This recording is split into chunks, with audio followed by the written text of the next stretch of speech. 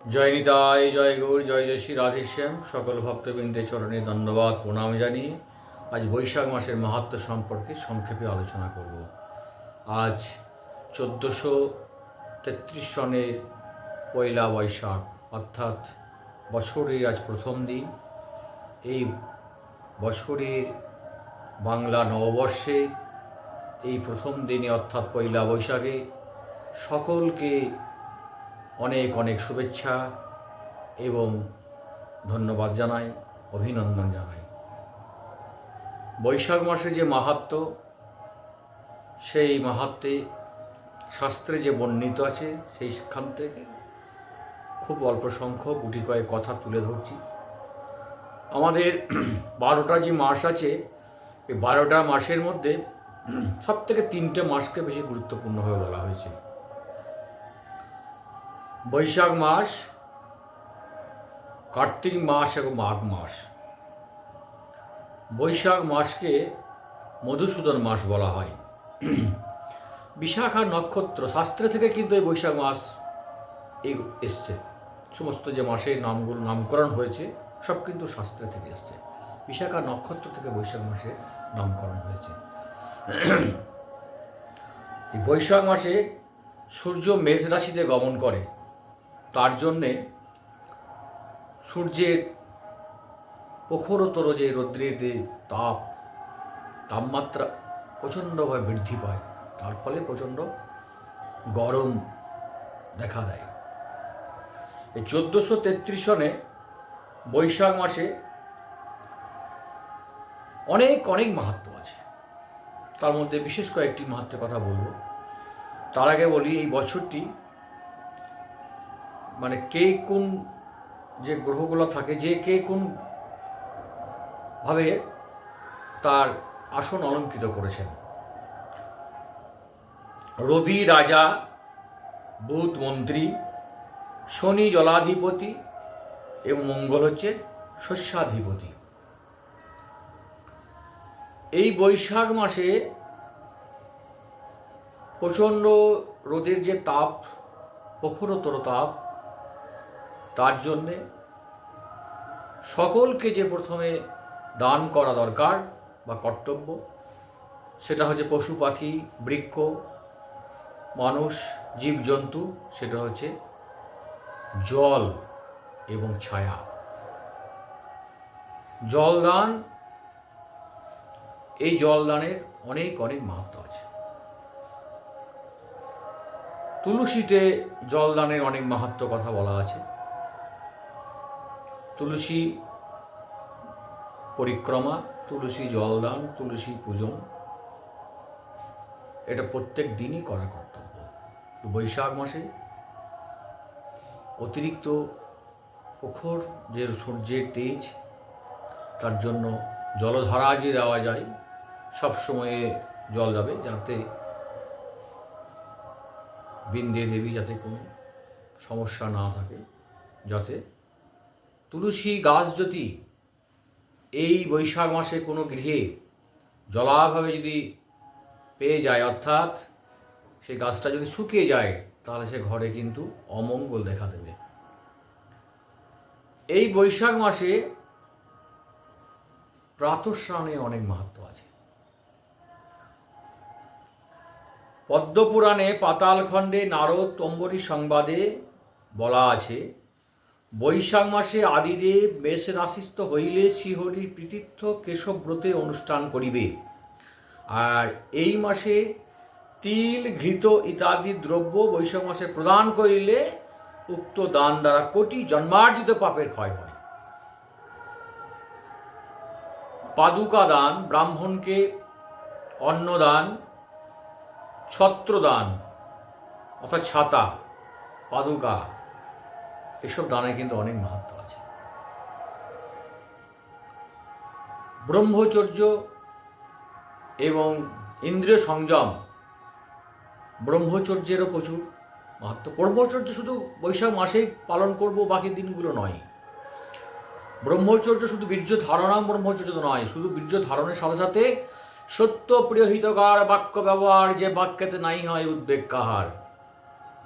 সত্য কথা, মৃদু ভাষী সাত্ত্বিকভাবে জীবনযাপন ব্রহ্মচর্যের লক্ষণ। এবং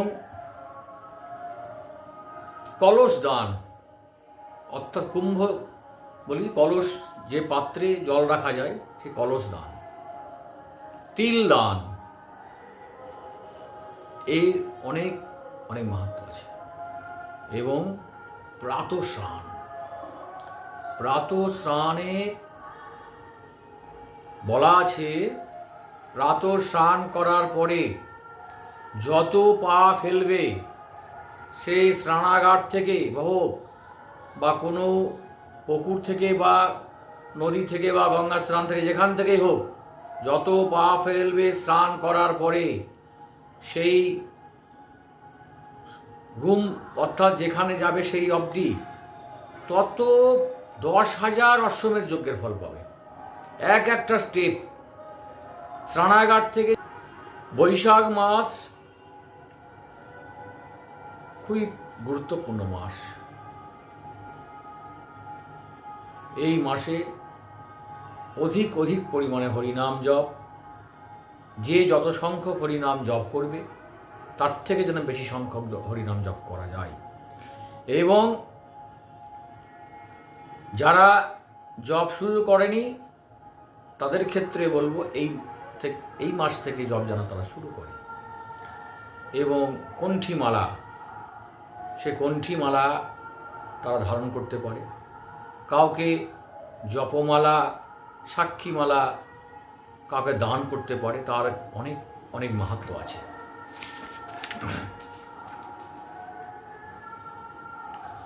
পদ্মপুরাণে লিখিত আছে বৈশাখ মাসে প্রাতঃস্নান, যজ্ঞ দান, উপবাস, হবিষ্য ভোজন, ব্রহ্মচর্য অনুষ্ঠান মহাপাপ হর বলিয়া কথিত।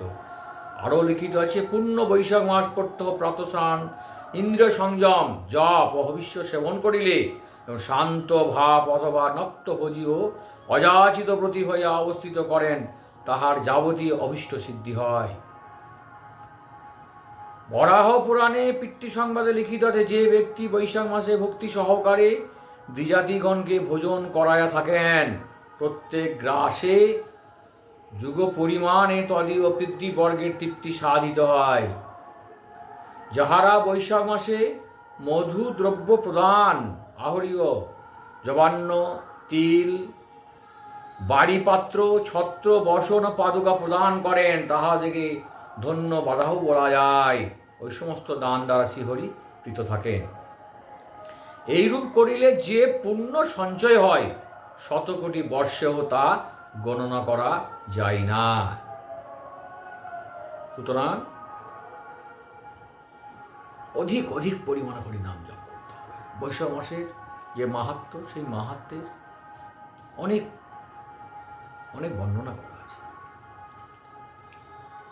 সকলেই বৈশাখ মাসে যে প্রত্যেকটা দিন, সেই সময়কে যেন আমরা ঠিকভাবে কাজে লাগাতে পারি। আগে অনেক গ্রামে দেখা যেত বৈশাখ মাসের সন্ধ্যাবেলায় হরিনাম হতো, গ্রামে প্রদক্ষিণ করতো, হরিনাম করে কোনো মন্দির থেকে শুরু করা হতো, মানে বাড়ি বাড়ি যেত, হরিনাম হতো এবং আবার সে মন্দিরে এসে শেষ করতো। এখন কিন্তু সেটা এখন আর দেখা যায় না, এখন অনেক কমে গেছে। এখন এগুলো অনেকটাই কমে গেছে, যদি আরও বৃদ্ধি পাওয়া দরকার, আরও বৃদ্ধি পাওয়া উচিত। তাই সকলেই এই বৈশাখ মাসকে সঠিকভাবে পালন করুন, ভগবানের ভজনা করুন, ভগবানের নামে, ভগবানের গুণগানে শাস্ত্র অধ্যয়ন করে এই মাসের প্রত্যেকটা দিনকে অতিবাহিত করুন। সকলেই খুব ভালো থাকুন। আবারও বলি, এই নতুন বছরে প্রত্যেকটা দিন, প্রত্যেকটা মুহূর্ত সকলের যেন খুব ভালো কাটে, সকলের যেন ধর্মের মতি হয়, ঈশ্বর সকলকে প্রেম ভক্তি লাভ করুক, ঈশ্বরের চরণে প্রেম ভক্তি লাভ হোক। সব থেকে সকলেই যেন সুস্থ থাকে, তিতাপের যে জ্বালা, সেই জ্বালা যেন দূর হয়। নিতাই গৌর হরি বল, হরি বল, হরি বল। হরে কৃষ্ণ কৃষ্ণ কৃষ্ণ হরে হরে, হরে রাম রাম রাম হরে হরে। হরে কৃষ্ণ কৃষ্ণ কৃষ্ণ হরে হরে, হরে রাম রাম রাম হরে। হরে কৃষ্ণ কৃষ্ণ কৃষ্ণ হরে হরে, হরে রাম নিতাই গৌর হরি বল।